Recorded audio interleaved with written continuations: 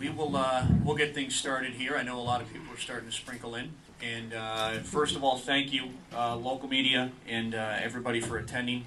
The Sundogs certainly appreciate it. Drew and her family certainly appreciate it. And that is who is here on our panel for this press conference. Drew Ryniewicz from Fox's The X Factor, obviously in the middle, and each of her parents on the outside. We called this press conference for two reasons. Number one, the Sundogs announced earlier last week that Drew was going to be attending their game on Friday, December 16th against the Tulsa Oilers at 7 o'clock. And that's mainly a part of reason number two, which is this is a homecoming and a welcome back celebration for Drew. Obviously, a native of Chino Valley, the area is extremely proud of her accomplishments, not just for her, but her family as well. It's been an exciting time. I'm sure a bit of a stressful time for you guys at certain points, but a big event Friday really to kick off a homecoming celebration for her that will involve a food collection effort as well as an autograph session.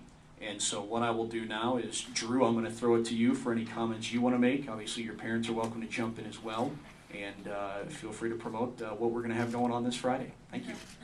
All right, so on Friday before the game, I'm going to be doing a meet and greet session, which will be from 5:45 to 6:45, and that's where I can sign people's autographs and talk to some just fans or people coming to watch the game, and that's going to be super fun. And people who come to that, I want them to bring food for the food bank, because I have this thing that I have always wanted to do, which is reach out to people who haven't got to necessarily live the luxury of having food, or having a family who loves them, or people who love them. So I wanted to raise either money or food just for homeless people or people who are struggling financially, and that's what I'll be doing with my autograph session. You guys have anything you want to add, Drew's parents, at all? I just want to thank you guys for supporting Drew through this journey, and this is just a little bit that we can give back with the support of the Sundogs and all of you guys that put all this out in the paper and what's forth, and just our gratitude of just the support that's come from our hometown has been wonderful.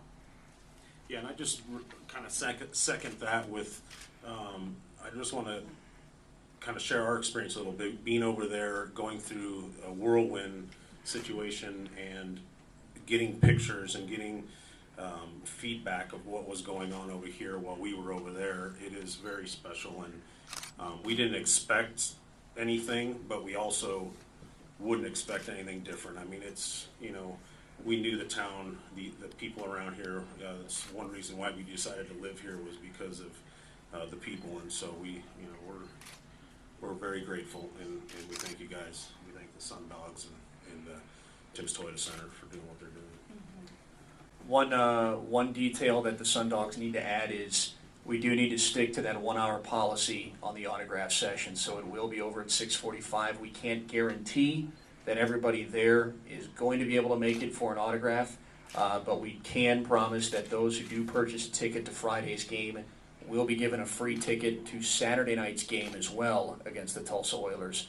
But you do need to have a ticket purchased in order to attend the autograph session, and you do need to bring your ticket stub from Friday's game to the box office on Saturday to redeem for your free ticket. Just a couple of minor details that logistics-wise need to be put in place in order to make sure things run smoothly, because it'll be a fun night. It'll be a busy night, but a fun night. And we'll open it up now to any questions that you guys have out there. And Drew will be available for one-on-ones after we've concluded the main press conference as well. So it's open to you guys. Cheryl. Well, what comes next for you, Drew? It's kind of not determined yet what comes next for me.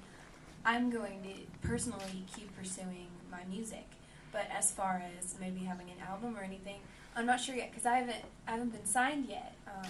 I'll be going back to the finale though for the X Factor, and I can't wait to get back and see Simon again, and hopefully maybe he would want to sign me. I don't know yet though. Hey, Drew, are you going to be singing at Friday night's game? Oh, I can't sing yet until after the finale because, I still want the focus to be on the show and not exactly what I'm doing yet. And so I won't be singing until later on, maybe next month. Anybody else with questions out there? Yeah, Bill? Just maybe for you, has this been in the works for quite some time, this whole thing? I don't know what you mean by in the works. Obviously, Drew's schedule on the show, because it was a competition, it's basically a week-by-week thing. We were able to do some stuff for her during our last homestand. We had the Drew crew out here and certainly build some fan support. It's something that we certainly have wanted to be involved with her, obviously her being from the area and us being also the main sports team professionally in the area. So it's one of those things where it's been on the radar, but whenever you're in a competition or national television, things like that, the schedules, they change fast and they move fast. So it's really a matter of just, it seems to have worked itself out to where December 16th is going to be a great night for us. Mm-hmm. Yes, Gary? Being a past school superintendent, how did you do school during those few months that you were gone?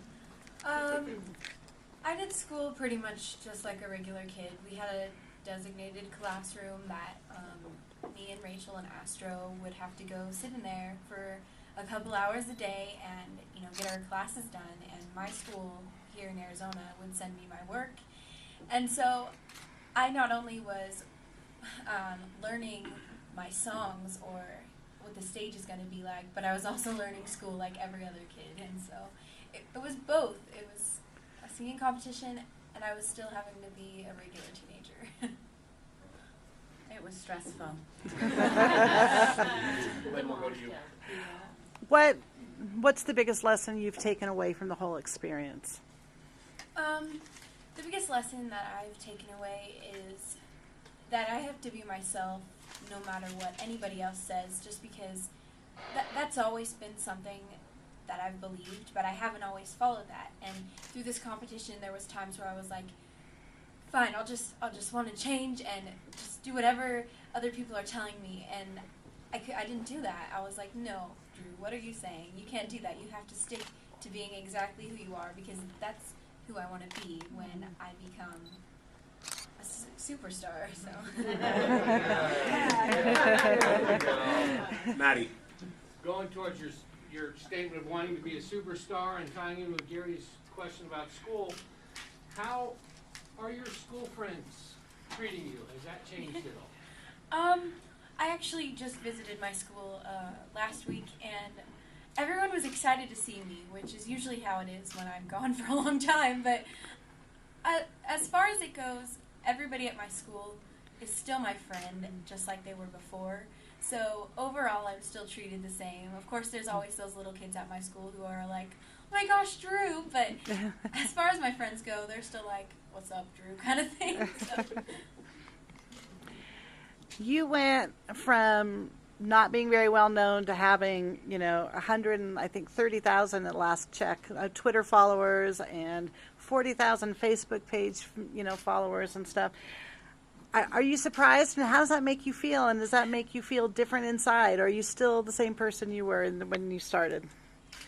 It's kind of weird, just because I can't comprehend even like 1,000 people and what that would look like being all of my fans. And so it's kind of weird to have 130,000 people knowing exactly who I am and wanting to know everything about me. And so that's kind of been something that has been hard for me to even take in. That's probably the biggest thing, because I didn't ever imagine people around the world would know who I was and like me. Teddy, we'll go down here to Mike, and then Teddy will go to you in the back. Were you surprised at how much went into a show?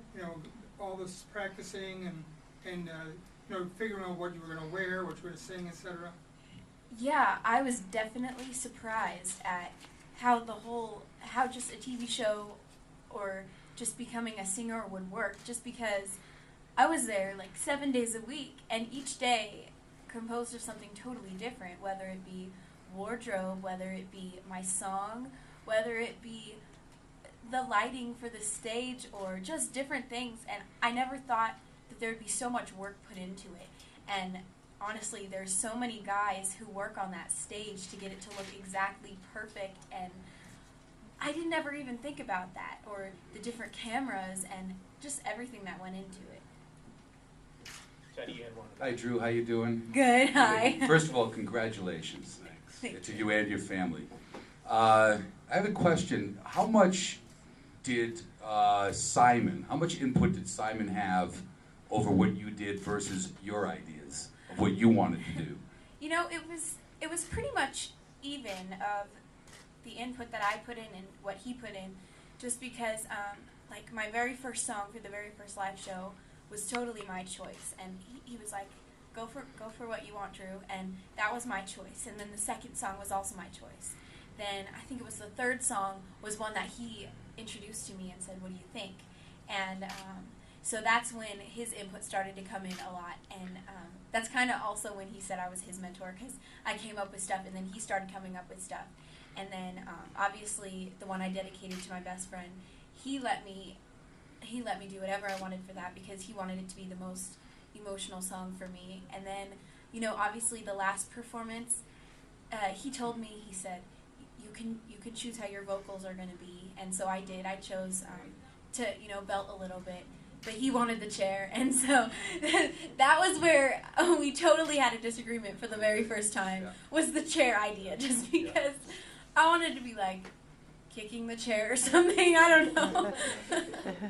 Well, it was like people at home, in my home, were like, when is she going to cut loose and get off that chair, man? I was ready. It almost says like you were ready to cut it loose, you know what I mean? I was. But Simon said, you know, earlier before you had performed, well, it's the right decision that she sit in the chair. Yeah. That's pretty good. Not bad, huh? What do you think? She does a pretty good one too. Yeah. But I didn't agree with what he was saying, and I think most people maybe didn't, so I didn't know if that was your decision, his decision, or whether you had control over that. Yeah, no, that was kind of where I just let him decide, you know. I was like, okay, well, Well, you're we my need- mentor, I'll trust you on this one. We need to have a talk with him. Thanks, Drew. We'll take a few more. Lynn? I'm wondering for mom and dad, you know, I mean, how did you feel going through all of this? Were you shocked and surprised? Obviously you're proud of your daughter, but, and there's stress with the family being separated and that kind of thing. I mean, how did you get through the whole time? Well, One day at a time. one moment at a One time, moment at a actually. time, yeah. But, you know, when you believe in your daughter or your children or whoever it might be, you trust in that, and we did. But there was a lot of sacrifices that we made, but I think It was totally worth it, is what she's trying to say. it totally was. Of course it was worth it. But It's hard, but because it, I think the pace that it happens at kind of doesn't leave you a lot of room for, you know, second guessing and questioning and that kind of thing. You're in it and you go and you do it. So that's, you know, if it was something that was strung out over a year period of time, it would probably have ended up way different. But It was definitely worth it. it's definitely been worth it. Hopefully. Bill? Obviously, you're still following the competition, and just your thoughts on Rachel Crow being eliminated last show. All right, so the night that Rachel Crow was eliminated was the night that I wanted to punch the TV, and I was actually crying harder when she got eliminated, because, you know, that's my girl. That's my best friend on the show, and to see her cry, I was like, no, I know how you feel. How can this happen? And so I was extremely mad. I was like, that's Rachel Crow. She's so cute. How could nobody want to vote for her? What? And no, that wasn't a good plan. Because I was gonna say, because you guys got to know each other pretty well. Yeah, we were extremely close. We were like sisters, because we literally would laugh all the time and get in trouble for laughing all the time. But then there was times where it'd be like, "Your breath stinks, go away," or like total sisterhood. It was definitely the first sister I've had. Just to Drew and your family, congratulations on all the success. Welcome home. Thank you guys. Stay in school. You know, it's but congratulations on everything. So. Thank you, everybody.